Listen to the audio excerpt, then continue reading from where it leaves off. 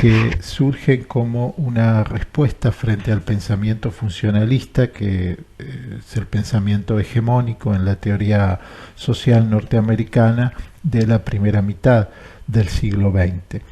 La primera de las perspectivas teóricas que nosotros vamos a abordar es el interaccionismo simbólico. Y específicamente vamos a hacer referencia, luego de presentar lo que serían los postulados fundamentales del interaccionismo simbólico, vamos a hacer referencia, como decíamos, a la obra de Irving Goffman, que es uno de los autores que pueden ser vistos como referentes dentro del interaccionismo simbólico. Bien, primero hagamos mención a los antecedentes de esta perspectiva teórica. El antecedente más directo del interaccionismo simbólico es George Mead. Mead desarrolla su perspectiva de una psicología social planteando los aspectos teóricos, por un lado, desde el conductismo.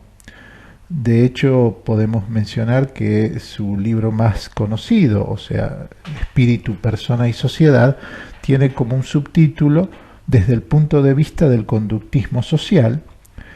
Y la otra tradición teórica que influye en Mead es el pragmatismo. El pragmatismo es una filosofía puramente norteamericana y está directamente relacionada con el puritanismo religioso, que se sustenta en un fuerte individualismo moral.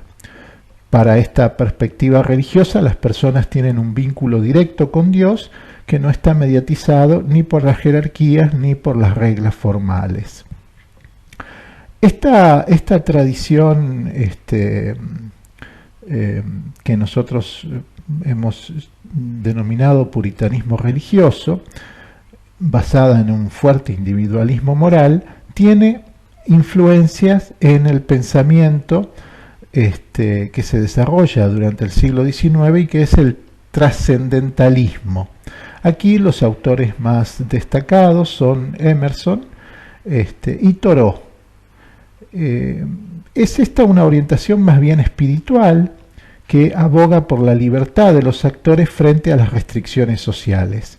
Creían que la comunidad de la fe, de los creyentes voluntarios, podían construir una comunidad autocontrolada sin instituciones opresivas.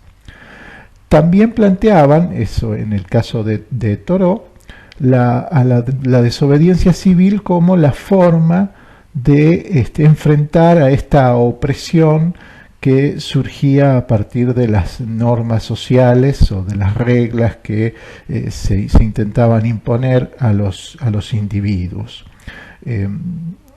Llegado al extremo, esta perspectiva teórica y filosófica planteaba la necesidad de alejarse de la sociedad si uno consideraba a la sociedad una fuente de opresión, ¿sí?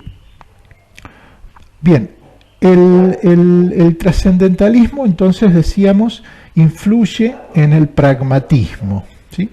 Y influye fundamentalmente en esta idea de que estamos haciendo referencia a una teoría que es una teoría más bien individualista, en la cual el orden se genera como resultado de la contingencia, o sea, el orden es el resultado de las acciones individuales y por lo tanto es una visión opuesta a aquellas concepciones que plantean a lo social a partir de ciertos principios normativos.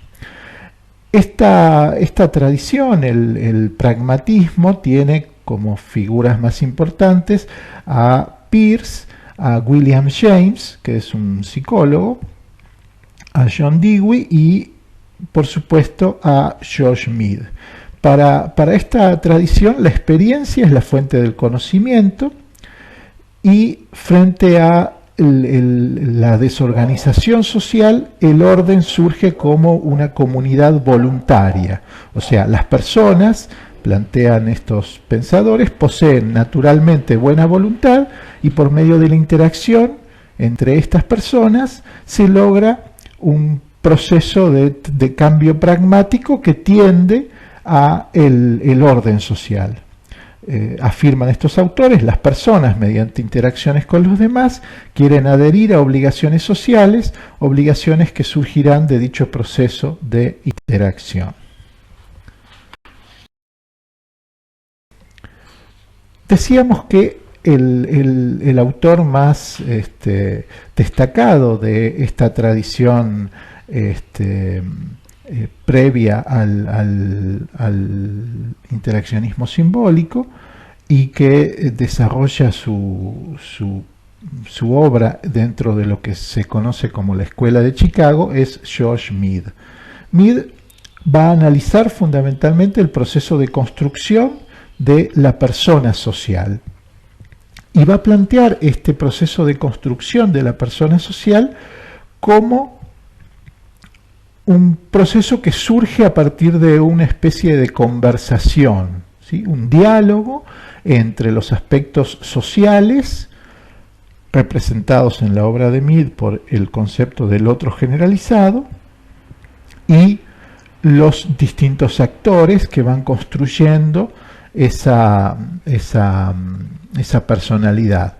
O sea, entre los aspectos sociales y los aspectos individuales. Ese diálogo entre lo social y lo individual va a quedar representado en Mead a partir de la relación entre el yo, que hace referencia a esos elementos individuales, a las creencias, los deseos individuales, y el mí, que representa a la sociedad, o sea, al otro generalizado. Las acciones de las personas surgen a partir de un diálogo entre lo que yo quiero hacer y lo que puedo hacer, entre el yo y el mí. Y a partir de ese diálogo se construye y se refuerza la persona social, los elementos ligados a la personalidad. Bien, ya en la segunda mitad del siglo XX, el autor que nosotros vamos a considerar como continuador de los planteos de Mead es Blumer.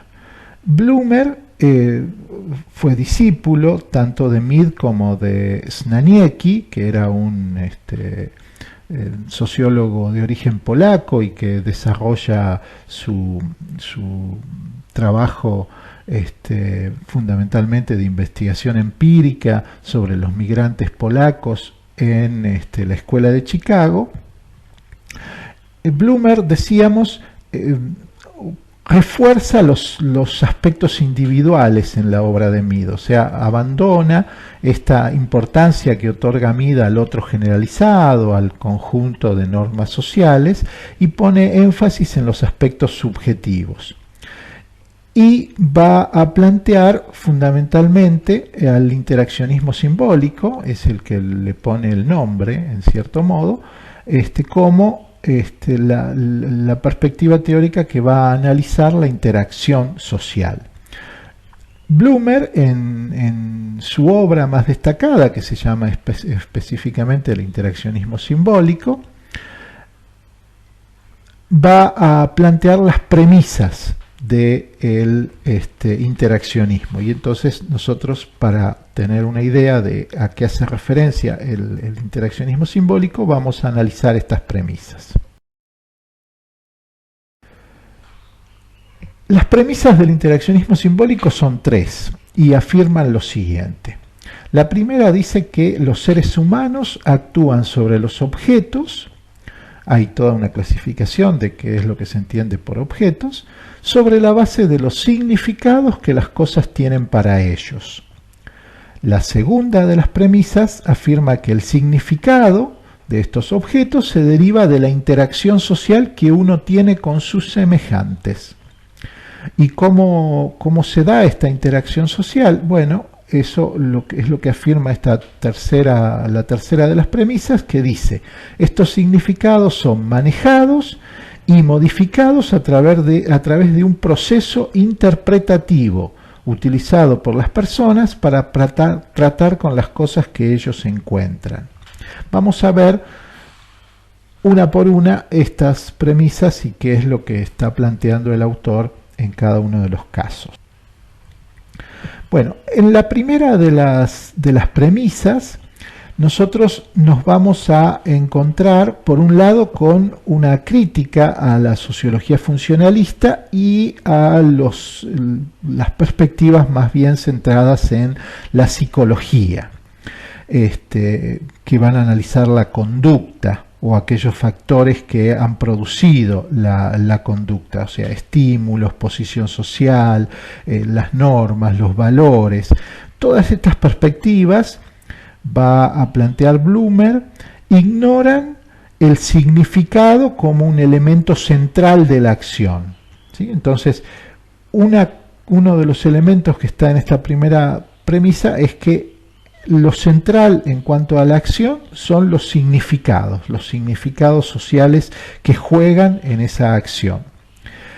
Y en relación a los objetos, Blumer va a plantear que estos significados de los objetos son producto de la interacción, y él identifica aquí tres categorías de objetos: objetos físicos, o sea, cosas materiales, lo que nosotros llamaríamos objetos; objetos sociales, que tiene que ver con determinados papeles que nosotros asumimos, por ejemplo, un estudiante, un presidente, un amigo, esos son objetos sociales; y objetos abstractos, que tienen que ver con principios morales, doctrinas filosóficas, ideales que tienen las personas. En todos los casos, la naturaleza de un objeto descansa en el significado que el objeto tiene para las personas que interactúan con estos objetos. Una consecuencia de esto es que para comprender la acción de las personas es necesario identificar sus mundos de objetos.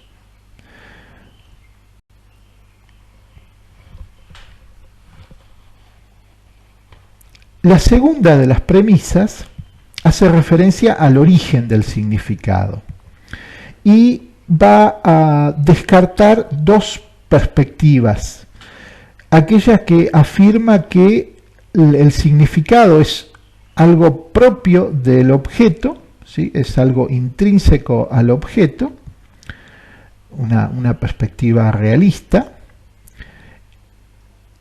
y también va a descartar la idea de que el significado es un agregado psicológico que la persona transfiere al objeto, que la persona deposita en el objeto.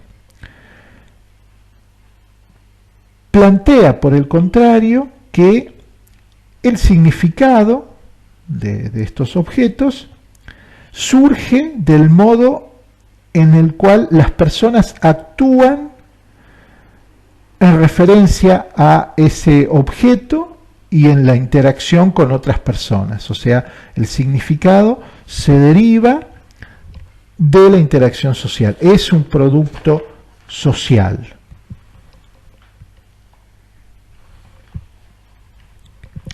La tercera de las premisas hace referencia a cómo se da en la interacción este uso de significados, y aquí el autor menciona la existencia de un proceso interpretativo.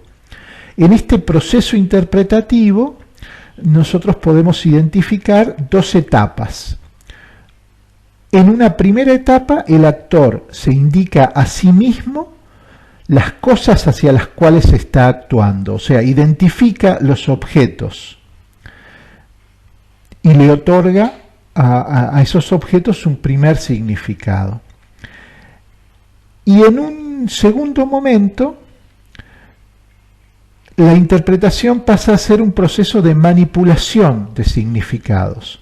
O sea, el actor selecciona determinados significados, suspende otros, los reagrupa y los transforma a esos significados a la luz de la situación en la que está colocado y a la luz de la dirección de su acción, o sea, la motivación y la percepción del contexto en el que se está produciendo esa interacción.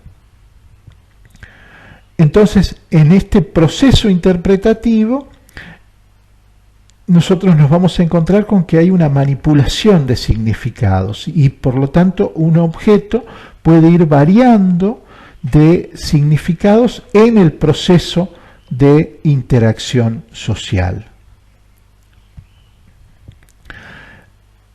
El hecho de que el interaccionismo simbólico ponga énfasis en la interacción social no impide ver que en la sociedad existen una serie de comportamientos que son más o menos estables, de interacciones que se dan siempre más o menos del mismo modo y que tienen que ver con el concepto de institución, ¿sí?